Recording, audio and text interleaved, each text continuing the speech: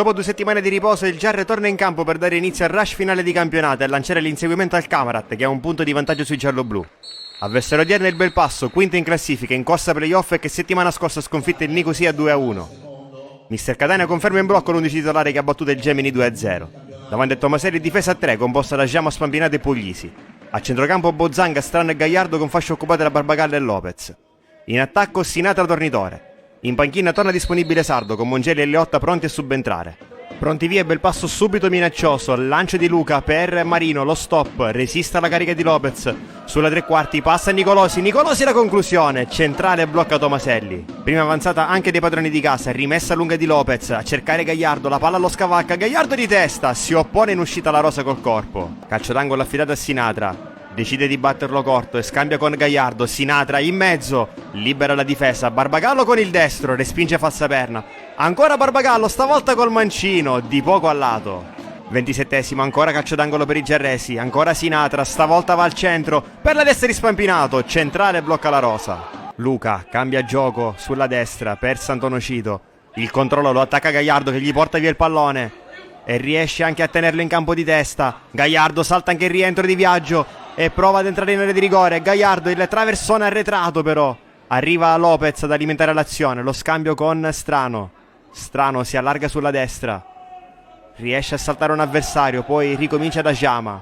Giama direttamente al centro per Tornitore troppo alto. La raccoglie Sinatra, la finta. Sinatra il sinistro. Fuori bersaglio. Si riaffacciano in avanti gli ospiti. Punizione di Luca. Sul secondo palo nella zona di Viaggio che riesce a toccare Castelli col sinistro al centro per Santonocito che spreca una colossale occasione. Finale di primo tempo, punizione per i gialloblu da una posizione interessante, pronto a batterla Sinatra.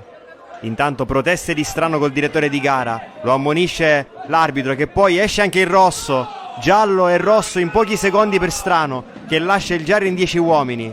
Spinti le loro pubbliche, i gialloblu alzano i ritmi nella ripresa sin dalle prime battute. Corner di Sinatra, in mezzo per Tornitore di testa, respinge la Rosa che si fa trovare pronto. Dà più peso all'attacco mister Catania, fuori Barbagallo, dentro Leotta e fuori anche Puglisi. Al suo posto entra Papotto. Bozzanga nel cerchio di centrocampo per Gagliardo, di prima all'indietro da Lopez. Si ripropone ancora Bozzanga che va subito di nuovo da Gagliardo. Gagliardo accelera, taglia verso il centro. Uno sguardo a sinistra, allarga bene per Sinatra che va l'1 contro 1. Sinatra, le finte, la mette bassa per Tornitore, smorzate il suo tiro. Alleggerisce la pressione alla squadra di Di Mauro, punizione affidata a Luca che va direttamente in porta, i pugni di Tomaselli. Rimessa laterale di Santonocito, lunga all'interno dell'area a cercare Lupo, testa di Giama. Poi Luca non riesce a controllare, riparte Sinatra che va subito in profondità da Tornitore. Tornitore accelera. Duello con Milizia, lo vince Tornitore. Tornitore entra in aria, tocca la Rosa, resta in piedi Tornitore. Prova il destro, respinge la Rosa. Si gioca il tutto per tutto mister Catania. Campo per un altro attaccante, Mongelli. Entra al posto di Bozzanga.